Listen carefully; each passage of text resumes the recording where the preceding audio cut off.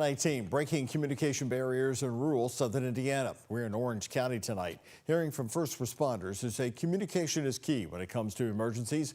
WHS 11 team's Jose Alonso tells us how firefighters, police, and EMTs are able to make sure the dispatch copies.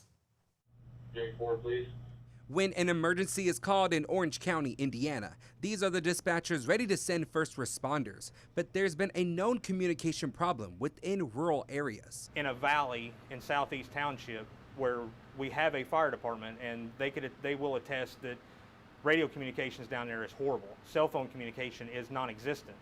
It's just so hilly that you cannot get out. Ronald Roach, the fire chief in the town of Orleans, Indiana, says radio frequencies would become weak or inactive within the thick forests and hills of Orange County. Knowing that you can communicate back to dispatch or your incoming deputy or your incoming police officer, EMS, helicopter, whatever, it's paramount. We have mutual aid agreements with all departments in the county, and there's some areas in the county that are not as good as others. That's why a local organization decided to invest into 911 dispatch. Orange County Community Foundations Incorporated recently gave the agency a $7,000 grant. We have about 7 dispatchers, and they work here 24 hours a day. We're a 24/7 operation, and this new system, it mimics the old system quite a bit. It's just a different radio type system. Sheriff Davey Henderson says this funding helped them boost their radio frequencies to 800 megahertz. In other words, it keeps a solid line of communication between dispatch and field personnel. Without communication, everything fails logistically.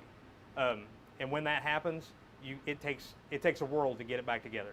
Another safety measure added by Orange County first responders to ensure these Hoosiers stay safe.